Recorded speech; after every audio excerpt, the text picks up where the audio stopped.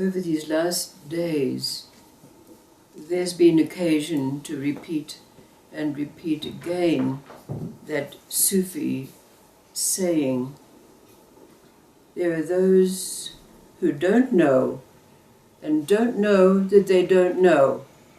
Shun them. There are those who don't know and know that they don't know. Guide them. There are those who know and don't know that they know. Teach them. There are those who know and know that they know. They are the peers, the teachers. Seek them. So we can ask ourselves, how do we know that we know? And you've no doubt recognized that over these days, for some while, the stories that have been told have been followed by a question, an enigma, a conundrum, a riddle. And these give us the possibility of being able to experience that our responses, our answers, are no longer coming from our mind, from the machinations of a mind. They're coming from somewhere else. So there's an old story to be told that again produces one of these riddles for us. So test it for yourself. As you find a response arising from this riddle, recognize it's no longer coming from the machinations of your mind, but coming from your knowing. And it's that story about the king who had in his court two groups of advisors, a group of Confucianists and a group of Taoists. And he had to make a choice as to who was to become his principal advisors. So he designed a test for them. Down in the bottom of his palace there was a large, empty chamber. So he set up a drape, a curtain, to separate the room. And he invited the Confucianists and the Taoists to adorn the walls of that chamber. Now, in providing the needs for that to be done, the Confucianists asked for paints of all different colors and brushes, and the Taoists merely asked for some soft cloth, but also asked that they be provided with quantities of alcoholic beverages that they liked to imbibe. Now the king recognized the way of the Confucianists was, of course, to follow the principles, the rituals of life. But the Taoists were a rather raucous bunch, a motley crew who liked to tell jokes and imbibe a bit of wine. But the king always felt that these Taoists had a secret of some kind, and he puzzled about this. But the room was set up, and the Confucianists and the Taoists were put to work. Well, the king would come down to check what was going on from time to time, and he could see the Confucianists hard at work painting a mural on the wall. And when he checked on the Taoists, mostly they were sitting in the corner telling jokes and and imbibing of the wine, but other times he could see that they were polishing the wall with his soft cloths.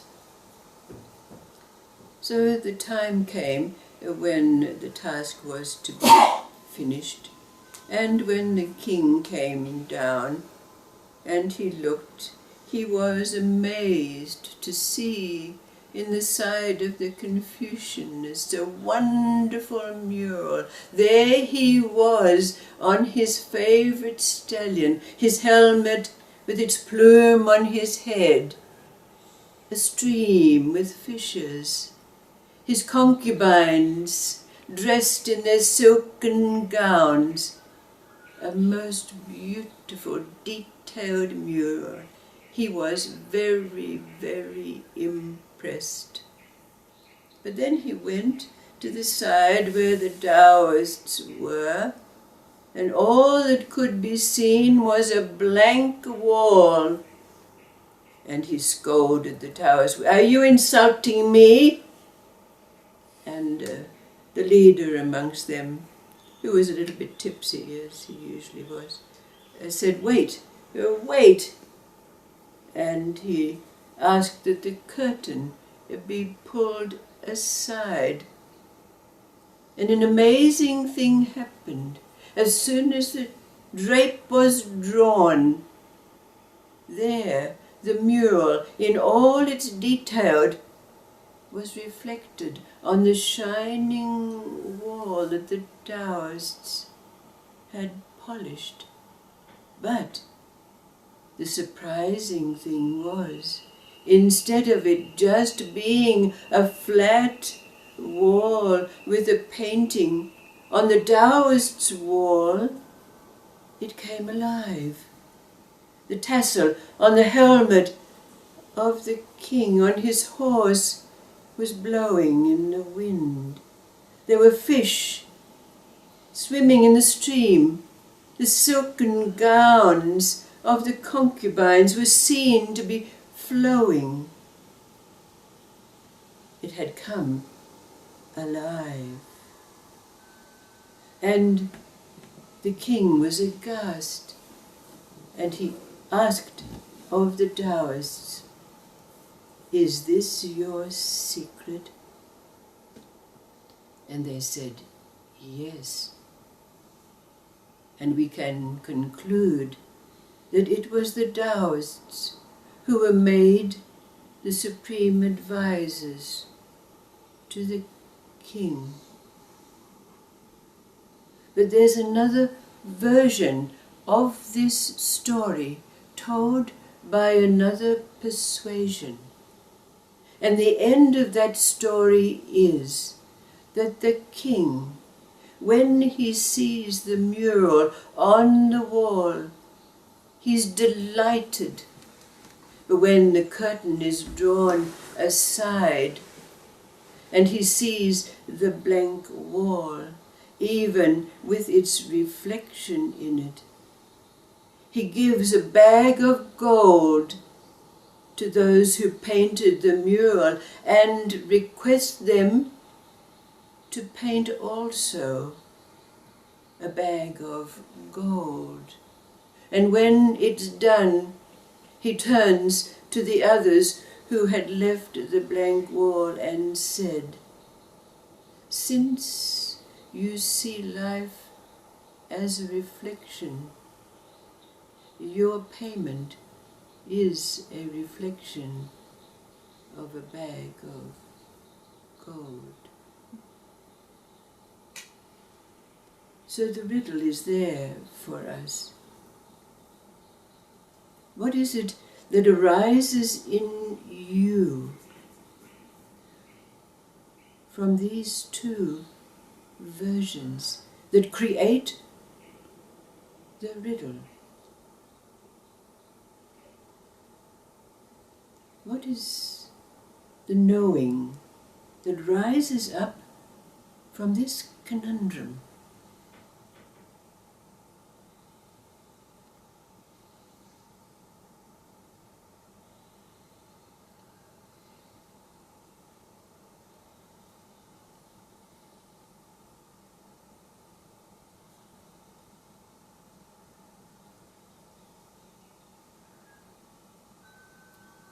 whether spoken or unspoken, we can recognize from this that indeed we need no machinations of mind to reach understanding.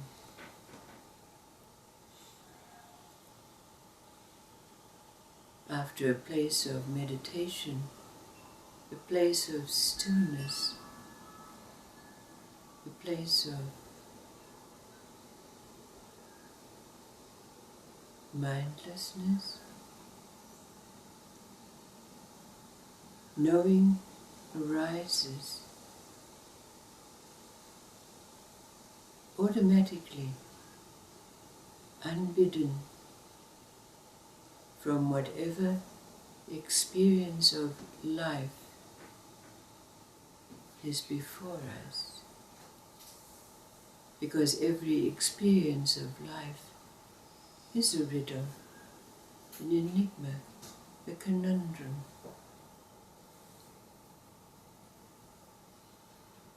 Understanding is required for a response to arise.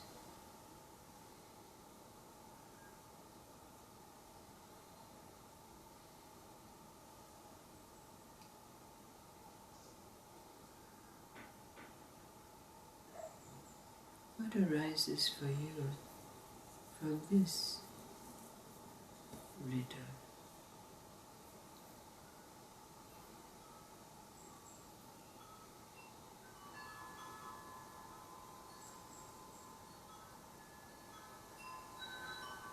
How can we claim that we know that we know?